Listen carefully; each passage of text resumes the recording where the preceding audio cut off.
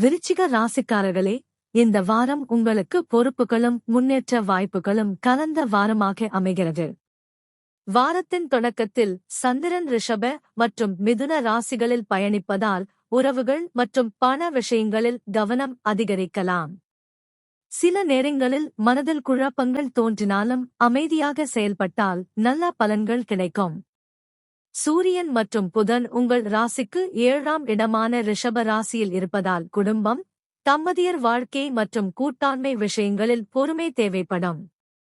மற்றவர்களின் கருத்துகளுக்கு மதிப்பு கொடுத்தால் நல்ல முடிவுகள் கிடைக்கும். வேலை மற்றும் தொழிலில் புதிய ஒப்பந்தங்கள் அல்லது தொடர்புகள் உருவாக வாய்ப்பு உள்ளது. செவ்வாய் உங்கள் ராசிக்கு 6ஆம் இடத்தில் இருப்பதால் எதிரிகளை சமாளிக்கும் திறன் அதிகரிக்கும். வேலை மற்றும் தொழிலில் உங்கள் முயற்சிக்கு நல்ல பலன் கிடைக்கும். உடல் நலத்தில் முன்னேற்றம் காணப்படும். நீண்ட நாட்களாக இருந்த சில தடைகள் குறைய வாய்ப்பு உள்ளது.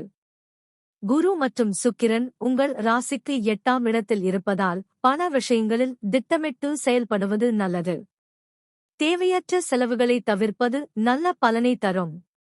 இருப்பினும் சுக்கிர பலனால் குடும்பத்தில் மகிழ்ச்சி மற்றும் உறவுகளில் நல்லிணக்கம் அதிகரிக்கும்.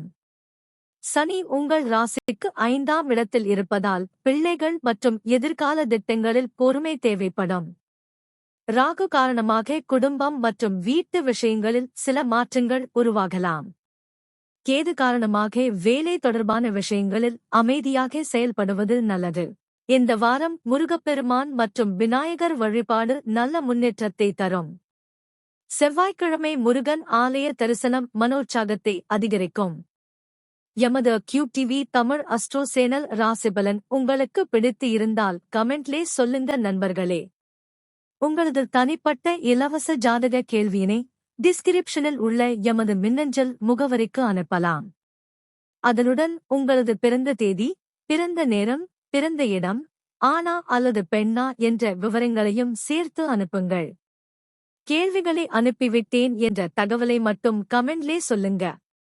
பதில் உங்களது மின்னஞ்சல் முகவரிக்கு அனுப்பி வைக்கப்படும். உங்களது தனியுரிமை முழுமையாக பாதுகாக்கப்படும். இறைவன் அருள் அனைவருக்கும் கிடைக்கட்டும். மீண்டும் சந்திப்போம் நண்பர்களே.